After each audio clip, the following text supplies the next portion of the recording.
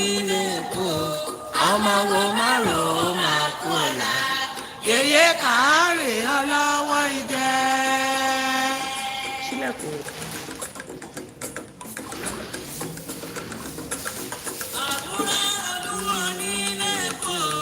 ọmọ wo má rò ó máa kú ọ̀la yèyé kàárè ọlọ́wọ́ idẹ. ṣé mp3 yẹn dáadáa ó dà pé kò charge. ládé kojú o ọ̀nà kì í di mọ́ mi ẹ̀wù jí máa dé o ládé kojú dé o ọ̀rẹ́ mi máa dé o. ẹ máa gbẹ́ ní ẹ̀ ọmọ àbíyamọ àbọ̀já ńlá ọlọ́jà gbọ̀rọ̀ ìfẹ́ kókó wọn.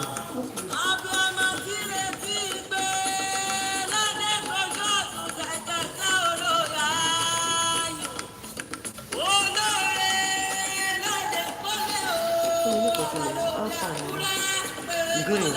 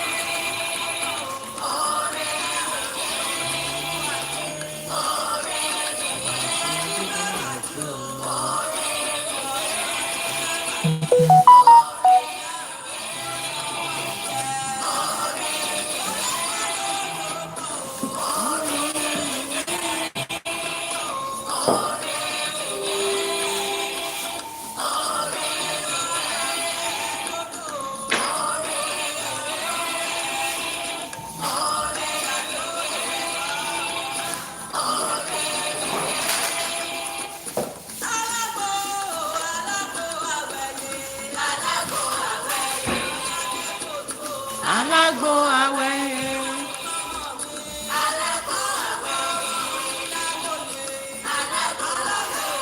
gbé kíní ewé ajé yẹn fi lọ sáré rì mọ́lẹ̀ ọ̀nà èdè scissors tó gbé ewé ẹlẹ́yìn ní ìfẹ́ ló máa lọ. Let's see how it goes. Ọ̀ṣun ṣẹ̀ǹgẹ̀ṣẹ̀ wẹ̀rí mi sílẹ̀. Ọ̀ṣun ṣẹ̀ǹgẹ̀ṣẹ̀ wẹ̀rí mi sílẹ̀. Ọ̀ṣun ṣẹ̀ǹgẹ̀ṣẹ̀ wẹ̀rí mi sílẹ̀. Ọ̀ṣun ṣẹ̀ǹgẹ̀ṣẹ̀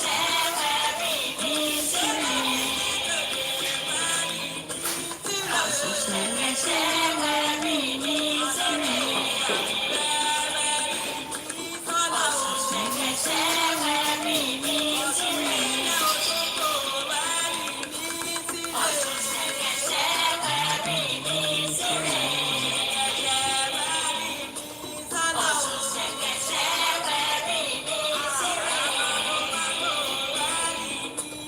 Ọ̀ṣun ṣẹ̀ǹgẹ̀ṣẹ̀ wẹ̀rí mi sílẹ̀. Good morning, Nigeria. Good morning, Africa. Good morning, United Kingdom. Good morning, America. Good morning, United Arab Emirates. Good morning, Poland. Good morning, Zimbabwe. Good morning, Luxembourg. Good morning, Australia. Good morning, Austria. Good morning, Switzerland. Good morning, Sweden. Good morning, Zimbabwe. Good morning, Johannesburg. Good morning, South Africa. Good morning, Puerto Rico. Good morning, Brazil.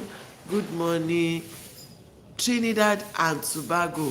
Good morning, Zimbabwe. Good morning, Gambia. Good morning, Sierra Leone. David Amusa, good morning to you. I say hi to you wherever you are.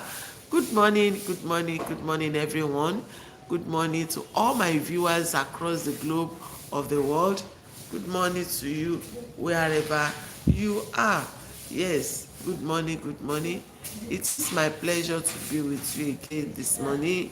it is my pleasure to come online and see who is online for us to share important nugget.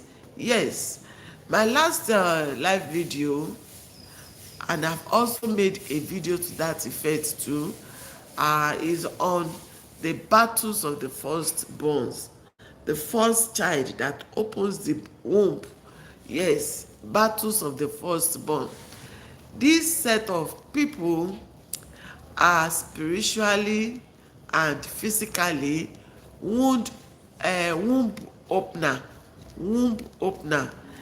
The firstborn child are set of children that are believed to be reincarnation of ancestors in some traditions. As the womb opener, they open the womb, and with their head they carry a lot of spiritual loads on top of their destiny. Many firstborns are battling with things that seems to be out of line with their lives. A lot of firstborns are not making headway in life. Show me a struggling man and ask for his position in life. 98% are firstborn. Firstborn have a lot to battle with, because it is believed that by the virtue of using their head to open the womb, either for daddy or for mommy or for both, they use the head to carry a lot of spiritual cobwebs that seems to live with them all through their lifetime. A lot of firstborn do not just know what happened to their lives. And when you look at it sociologically, the kind of load that the society plays upon the first child in many cases is more, in some tradition, is more than what the parents themselves are carrying. For instance, in the Igbo tradition in Nigeria, the firstborn has to make sure that the siblings are well taken care of. How the siblings go to school, how they learn trade, how they battle to succeed is usually the load of the firstborn. It is the responsibility of the firstborn to ensure that the other younger siblings are fine. This plays a very big load on top of the first child. Yes, physically, spiritually, financially. A lot of firstborn are seen as mini parents.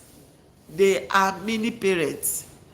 They are, in fact, it's even more than mini parents, because when you talk of mini parents, parents are just there to take care of the children. But now the firstborn has to take care of the siblings, has to take care of himself, has to ensure the sibling becomes somebody relevant in life, and also have to ensure that he himself makes headway. Yes, a lot of firstborns also face unfair play. They face unfair spiritual, physical play. There are lots of firstborns that have their glory, their destiny swapped by some parents. Their glory were transferred, given to the siblings. A lot of firstborns cannot stand on their feet. A lot of them will have to look up to their junior ones in order for them to meet up with their own personal lives. A lot of firstborns do not get it right. They do not. A lot of firstborn have become a shadow of themselves. They go to school, after college, they come back. Things just don't seem right. This is explainable in not just African tradition, it is also in Jewish tradition. When you look at what happened between the Israelis and the Egyptians in the Bible, when the Israelites were to leave the land of Egypt, when they were to leave, you know what happened? Remember the Bible story? The last plague that happened, that forced the Egyptians, according to the Bible history, to release the Israelites, was the destruction, the death of the firstborn. There was no home in the land of Israel where there were no cries, as their firstborns were destroyed. This is a very technical knowledge, because till today it seems that the firstborn have battles to fight. When you still look into the Bible, because I read the Bible a lot, when you still look into the Bible, you look at the story of Reuben. When Israel, their father, was about to pass on, he placed a curse on Reuben. Reuben has misfired. He slept with their father's younger wife, according to the story we heard, and the father kept quiet all through his life until he was about to pass away. That was when he called Reuben and saluted him. He said, Reuben, my firstborn, the excellency of power, the beginning of strength. And he said something. He said, unstable as water, he will never excel. And go into the land of the Israelites. The Reubenites, so-called, never made headway. That cause seemed to have traveled down to Africa, down to every part of the world, and had become a kind of curse upon the first child. The first child, if not properly guided, if not properly watched over, most of them struggle through life. Most of them battle through life. Most of them do not have the stamina, the spiritual stamina, the physical stamina, the economic stamina to stand in the midst of their siblings. In spite of all the challenges, in spite of all the troubles of the first child, do you know that the first child is perpetually looked up to ensure that the family background is fine? A lot of firstborn, at the end of the day, sometimes in Africa, do have to run away, far away from home. Yes. Firstborn have battles to fight. They have battles of inherited trouble, inherited curses, inherited covenants. All this negative energy inherited from the parents usually have a very high toll on the first child, such that it makes it look like, wow, is it easy to be the first child? Now, Jane Curtis, if you are talking about the lastborn are usually, in many cases, the ones that enjoy. They are there to reap, to enjoy, to lick the sweat of those that are ahead of them. Whether we believe it or not, in Africa, especially in Yoruba land where I come from, most first lastborns, they are spoiled brats. They are usually the spoiled one in the family.